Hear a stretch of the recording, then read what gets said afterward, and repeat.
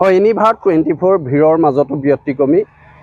আজি মই গোলাঘাট জিলাৰ মেৰাপানী কলাজানৰ এগৰাকী দুখীয়া দৰিদ্ৰ যিগৰাকীয়ে দিন হাজিৰা কৰি পাঞ্জাব বেংকত তেখেতে 10,000 কৈ জমা কৰিছিল পইচা আৰু সেই 10,000 টকা ইতিমধ্যে চৰকাৰ বা সংবাদ মাধ্যমত যি দুষ্ট চক্ৰৰ কবলৰ পৰা হাত সাৰিব পৰাকৈ বাতৰিসমূহ প্ৰচাৰ কৰি থকাৰ পাছতো এইগৰাকী মই যদি দেখুৱাওঁ এইগৰাকী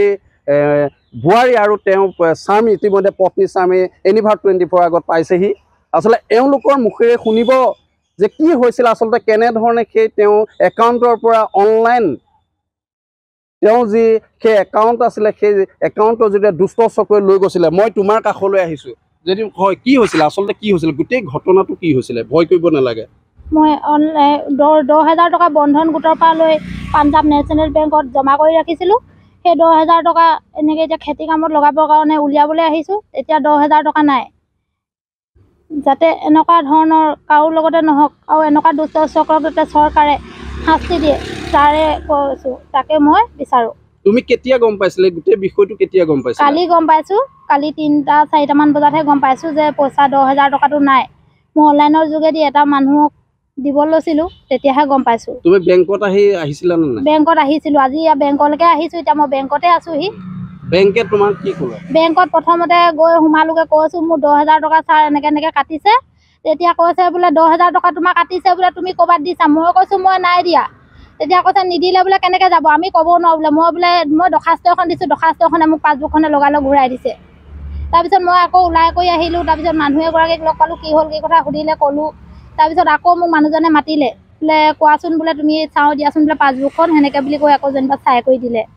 চোৱাৰ পিছত তোমালোকে কি সিদ্ধান্ত লৈছা মোক চোৱাৰ পিছত এই বেংকৰ ছাৰে কিবা নাম্বাৰ এটা দিলে সেই নাম্বাৰটোত ফোন কৰিলোঁ ফোন কৰাৰ পিছত ক'লে যে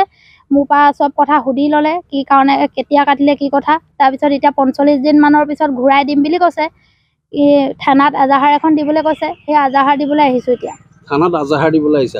আৰু আমি তেখেতৰ পত্নীৰ পৰা কিছু মন্তব্য লৈছোঁ যে এওঁ কৈছে যে আৰু যাতে এই অঞ্চলত অকল গোলাঘাট জিলাতেই নহওক বিভিন্ন জিলাতো যে এনে দুষ্ট চক্ৰই তেওঁলোকৰ সেই সুৰক্ষিত ৰখা সেই বেংকৰ একাউণ্টৰ পৰা ধনসমূহ উলিয়াই নিব নোৱাৰে তাৰ পিছত মই তোমাৰ ওচৰলৈ মই চুৱেনৰ ওচৰলৈ আহিছোঁ এই গোটেই ঘটনাটোৰ আঁৰত তুমি যিহেতু দিন হাজিৰা কৰিছিলা তুমি পত্নীৰ সৈতে পাঞ্জাব বেংকত নিজৰ একাউণ্টৰ জৰিয়তে ধন ৰাখিছিলা তাৰপিছতো দুষ্ট চক্ৰই তোমাৰ টকা উলিয়াই লৈ গ'ল তুমি এতিয়া কেনেধৰণে সেই তোমাৰ নিজৰ দিন হাজিৰা কৰা নিজৰ ঘৰখন কেনেকৈ চলাবা কি ক'বা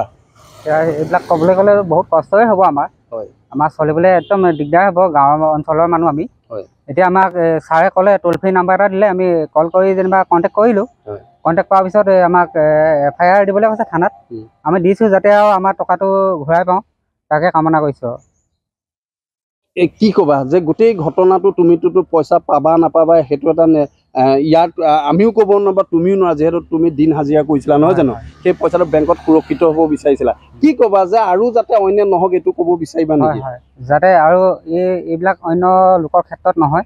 তাকে কামনা কৰিছোঁ আমি হয় নিশ্চিতভাৱে ক'ব লাগিব এয়া আছিলে চুৰেণ এওঁ স্বামী আৰু এওঁ পত্নী দুয়োজনে দিন হাজিৰা কৰিছিল তেওঁলোকৰ এটা গোট আছিলে য'ত গোট বন্ধন গোট আছিলে আৰু সেই বন্ধন গোটৰ পৰা তেওঁলোকে 10,000 টকা সেই পাঞ্জাব বেংক য'ত মেৰাপানী শাখা পাঞ্জাব বেংকত তেওঁলোকে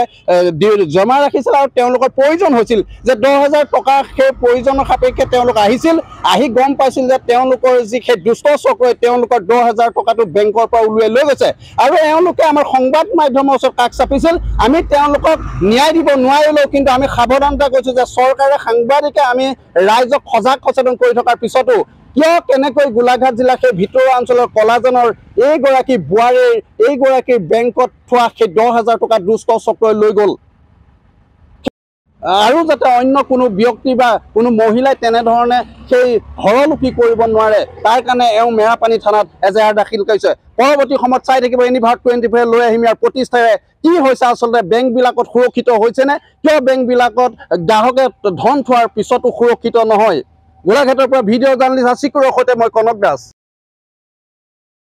ৰব আপুনি যে এটা অপৰাধ কৰিবলৈ গৈ আছে আপুনি জানেনে এই নাবালিকা গৰাকীক এতিয়াই বিয়াত বহুৱাটো যে এটা অপৰাধ আপুনি জানেনে অপৰাধ কেনেকৈ মোৰ ছোৱালী মোৰ কথা তুমি যিয়েই নোকোৱা ভূঞা 18 বছৰৰ তলৰ যিকোনো কন্যা সন্তানৰ বিয়া দিলেই আইনগতভাৱে এক দণ্ডনীয় অপৰাধ বিয়া দিয়াজন যিমান দায়ী বিয়া পতাজনো সমানে দায়ী এতিয়া তাই পঢ়া শুনা কৰাৰ বয়স খেলা ধূলা কৰাৰ বয়স তাইক খেলিবলৈ দিয়ক পঢ়িবলৈ দিয়ক আৰু চাব এদিন আপুনি তাইক লৈ গৌৰৱ অনুভৱ কৰিব পাৰিব এতিয়াই তাইক সংসাৰৰ বোজা দি তাইৰ ভৱিষ্যত জীৱনটো অন্ধকাৰ কৰাৰ অধিকাৰ তোমাৰ জানো আছে মোৰ ভুল হৈ গ'ল মাজনী মোক ক্ষমা কৰিবা শিক্ষা ল'ৰা ছোৱালী উভয়ৰে প্ৰাপ্য আৰু অধিকাৰ আপোনাৰ কন্যা সন্তানক তাইৰ এই প্ৰাপ্যৰ পৰা বঞ্চিত নকৰাব বাল্য বিবাহ ভাৰতীয় আইনৰ দ্বাৰা বিহিত এক দণ্ডনীয় অপৰাধ এনে অপৰাধ কৰি আপোনাৰ কন্যা সন্তানৰ ভৱিষ্যত অন্ধকাৰৰ মাজলৈ ঠেলি নিদিব